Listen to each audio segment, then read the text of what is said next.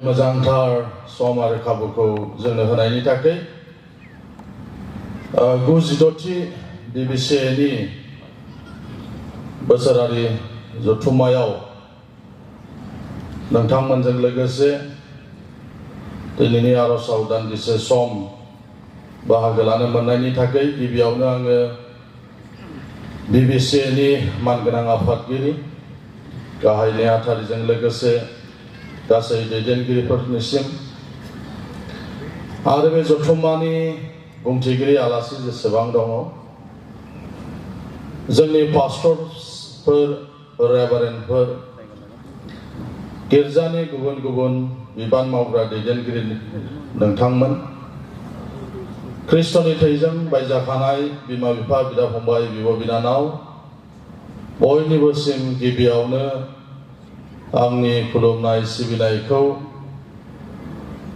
आंनिफ्राय आरो जोंनि गिर्जा गौरां मिशन नर्दार्न इभान्जेलिकेल लुथेरान चार्चनि जानानै नोंथांमोन साफ्रोमबो आं बे समाव बावहरग्रोदों। बे समाव फंनैसोल' बाथ्रा बुंनो सानदों। दिनै गोबां बाथ्राखौ सावरायबाय थादों। जोंनि लागै बोथोरा मोजां नङा बायदि बायदि। दिनै माखासे गौथुमफ्रा 1 लाख मानसि बुथुमनानै दिसपुर चलो मोनसे हाबाफारि लादों। हाबाफारिया बेबायदि ST जायफ्रा ख्रिस्टियानफोर बिथांमोनखौ ST निफ्राय दानहोनांगौ बे हाबाफारिखौ लानानै दिसपुर चलो मोनसे प्रग्राम लादों। नाथाय आं फोथायो जोंनि गोथां इसोर थासान्दियाव बियो माब्लाबाबो जाफुंसारनाय नङा होननानै आं फोथायो। आं पलिटिशियानब्लाबो आंबो फिसा फिसा आर'जनि फिथाइ आंबो मोनगासिनो दङ। बोसोरसे सिगां जेब्ला नोंथांमोननि जथुमाव बेयाव नुजाफैदोंमोन अब्ला आं आर'ज खावलायदोंमोन बिटिआर रेकर्डनि गासैबो दफाफ्रा जेन' फारि फारियै जाफुंसारो।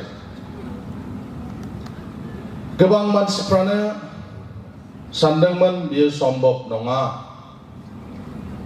क'क्राझारनि संकसनिफ्राय गहपुरसिम सौफैनांगौआ बियो सम्भब नङा। मानोना 1993 मायथाइयाव 2003 मायथाइयाव मोननै जे एकर्ड जालांबाय बेयावनो सोनो हायाखैब्ला दा बे प्रमद बर' लरेन्स मोना गबिन्द बसुमतारी मोना सोनो हागोनसे गोबां मानसिनाव दाउट दङमोन। बेनिखायनो जों सम सम आर'ज खावलायदोंमोन ख्रिस्टियान जानायखाय।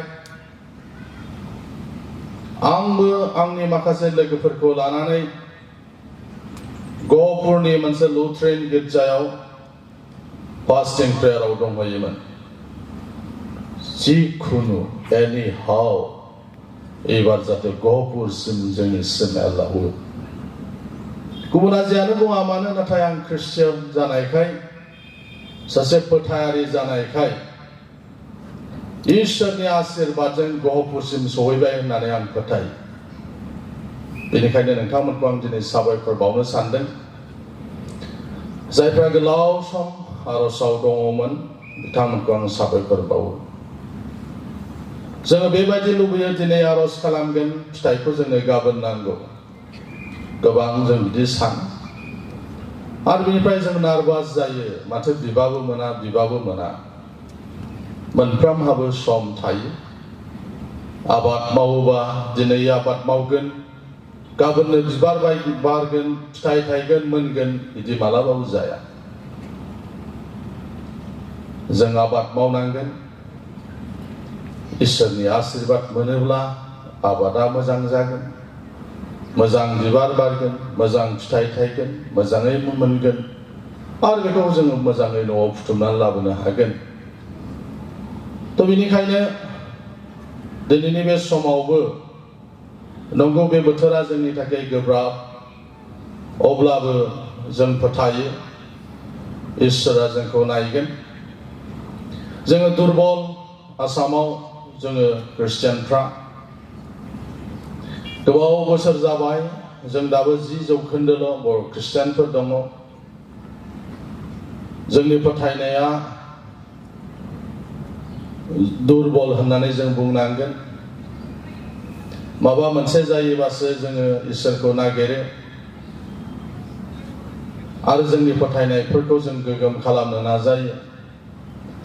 बेबादिनो नैबे समफ्राबो जोंनि फोथायनायखौ गोगोम खालामनो थाखाय मोनफा मोनफा बेबादि सम होननानै आं सानो। जियानो जाया मानो जों बयबो आर'जआव जों थानि, जेखि सिटुएसन फैया मानो बेयाव जाहाथे इसोरा जोंखौ मदद खालामो। आसाम एसेम्बलियाव 126 जन MLA दङ। बिनि गेजेराव जों गासै मात्र जों 7 जोङो ख्रिस्टियान MLA, 3 जोंनि UPPL नि आरो 1 डिपुटि स्पिकार, बियो BJP नि। खालि जों 7 दङ।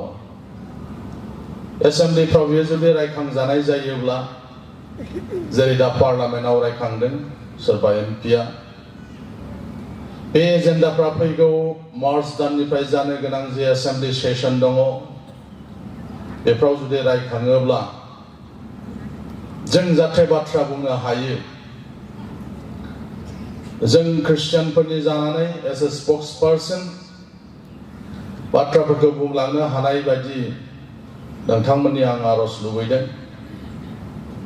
मानोना जोंहा बेबायदि गोबां गैसोआ, जों 3 4 दङ, जोंनो बुंनांगोन, जोंनो मावनांगोन। दा बे बेलायाव अरायबो नोंथांमोननि आर'जनि मदद मोनगोन होननानै सानो। जोंनि इसोरा बोलोगोरा इसोर, जि खालामो इसोरा खालामगोन।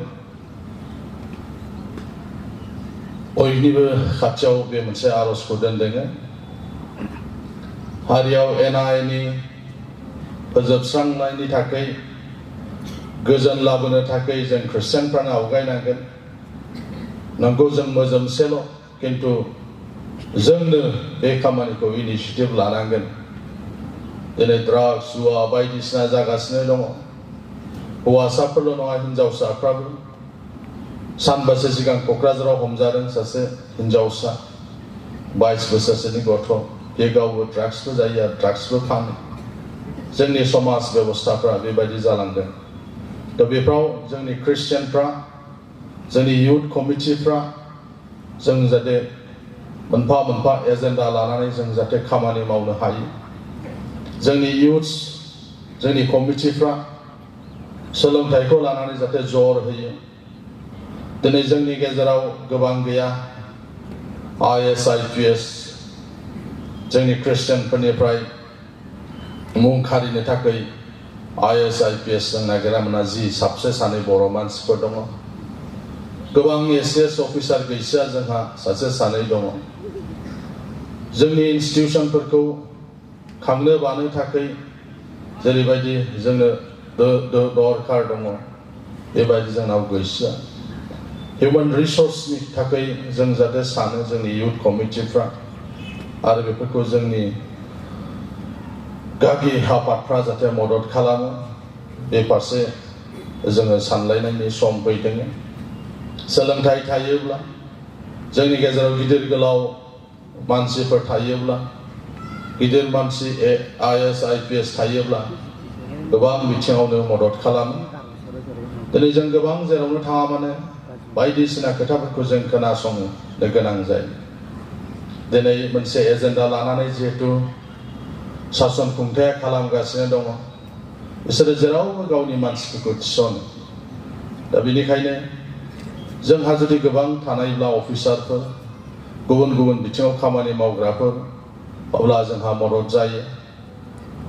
जोंनि फारसे नेगेटिव मोनसे सरकारि भाबैबो फोसावनाय जायो नेगेटिव इमप्रेसन लाबोयो दा बे बेलायाव राइट प्लेटफर्मफ्राव राइट मानसिफ्रा जुदि गसंनो मोनोबा खाबु मोनोबा जोंहा मुलाम्फा जायो बेनिखायनो बे बिथिंफोरखौबो जोंनि गिर्जाया जोंनि मिशनफ्रा जोंनि गौथुमफ्रा जेन' जोङो साननानै खामानि मावलांनो हायो बे फंनैसो खावलायनायखौ दोनबाय गोलाव बाथ्रा बुंनो सानाखै बाइबेलनिफ्राय जोंहा गाहाम बोसोन लाबोनो थाखाय आलासिफोर दंखायो आं नुजाफैनानै एट प्रेजेन्ट जि सिटुएशनजों जों मोगा मोगि जों जानांदों एबा जों जानांगोन बे फारसेल' फंनैसो बाथ्रा बुंनानै आंनि ग्रिटिंसखौ नोंथांमोन साफ्रोमनोबो हरनानै आंनि फंनैसो बुंनायखौ आं बे समाव दोनथ'बाय गोजोन्थों जोंनि मानगोनां सार एमएलए आ जोंनो मोजांथार परामर्श होबाय लोगोसे बिनिफ्राय फंनैसो खोथानिफ्राय जों बुजिनो मोनदों जोंनि प्रेयारनि सापर्ट नांगौ बेखायनो आङो जोंनि गिर्जानि जेसेबांनाखि बेयाव उपस्थित जानानै दं गासैखौबो खनसे गसंजानो लुबैदों আমি সকলোৱে থিয় হ'ব আৰু আমাৰ আগত থিয় হৈ থকা আমাৰ যে খ্ৰীষ্টিয়ান লিডাৰ একেটাৰ কাৰণে আৰু একেটাৰ লগৰীয়াবিলাকৰ কাৰণে আমি প্ৰাৰ্থনা কৰি দিব जोङो जेसेबांनाखि बेयाव दङ आं सानदों जे जोङो बयबो आखाइखौ जों थिखांहरनि जोंनि ख्रिस्टियान लिडारफोरनि सायाव इसोरनि गेदेर आशीर्बाद नांगौ जाहाथे बिथांमोननि गेजेरजों जों दा खोनादों जोंनि आसामाव जोंनि एमएलएफोरनि संख्या ख्रिस्टियाननि संख्या दाबो साबाल' होनदों गोबां बेबायदिनो दैदेनगिरिनि अभाब जोंनि बिटिआरआव जोंहाबो गोबां बेबायदि एमसिएलए इएम गैया जोङो प्रार्थना खालामनि जाय दैदेनगिरिफोरखौ इसोरा थिखांबाय जाहाथे इसोरा बिथांमोनखौ बाहायथों बिथांमोननि गेजेरजों जोंनि हादोराव इसोरनि आशीर्बादा फैथों आरो मोजां खामानि जि खामानिखौ मावनो थाखाय आवगायदों बेयो बोर गोनां जायो इसोरनि गियाना जाहाथे बिथां दैदेनगिरिफोरनाव थायो जोङो प्रार्थना खालामनानै होनो दे बयबो जों बिनि हालेलुया हालेलुया इसोर जिउ आफा बे समाव जोङो नों गोथां इसोरनि खाथियाव फैदों नोङो आब्राहाम इसाक जाकबनि इसोर नोङो पिरिमानि इसोर नों बायदि अनग्रा इसोर बे मुलुगाव गैया आफा नोंनि बायख'आ जोंनो बुंदों आफा नोंनि गियानजोंसो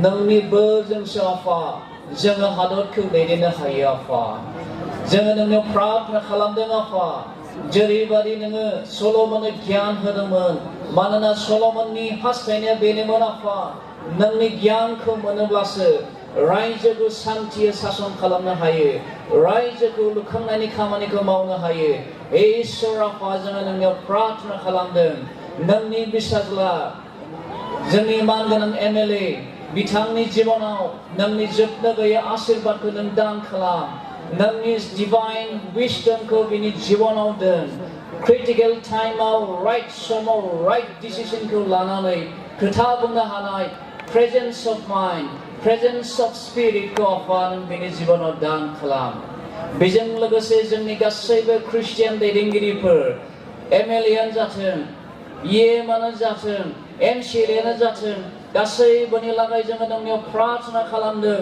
जोंनि एसेल' बे दैदेनगिरिफ्रा आफा इसोर नोंनि बोरजों आफा जोंनि देशखौ दैदेनलांनो हाथों नोंनि गियानजों आफा परिपुर्ण जानानै आफा मोजां खामानिनि थाखाय मावलांनो हाथों आफा बिसोरनि थांनानै थानाया मानसिफोरनि मोजांनि थाखाय जाथों बिसोरनि साननाय हनाया मानसिफोरनि मोजांनि लागै जाथों बिसोरनि मावनाय दांनाया बोर गोनां जाथों मानसिफ्रा बाख्नायनो गोनां जाथों आरो ख्रिस्टियान आदर्शखौ मानसिफ्रा बिसोरनि गेजेरजों नुनो मोनथों हे इसोर आफा नों बिसोरखौ स्पेसियेल भाबै नों बोर होदो आफा नोंनि मुङा गौरब जाथों जोंनि मोखाङाव जेसेबांनाखि नुजाथिनाय समस्याफोर जोङो नुनो मोनदों नोंनि नुनायाव बेयो जेबो नङा आफा नों इच्छा जायोब्ला नों गासैखौबो नों थिक थाक खालामनो हायो गासैबो क्षमताया नोंनियावसो आफा जोंनि बे गिनाय जोंनि बे